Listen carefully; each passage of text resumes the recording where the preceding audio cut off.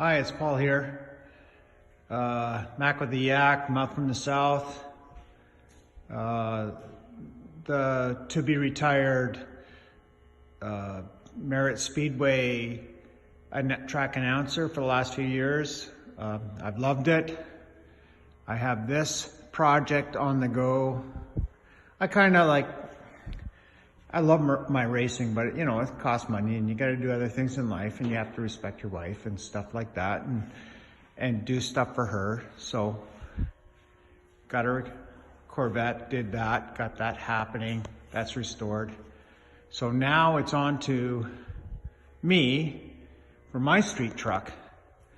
And you know, it's a lot of work. It's a lot of 1,000 little baby steps, so to speak. You know what I mean? A baby step here, baby step here.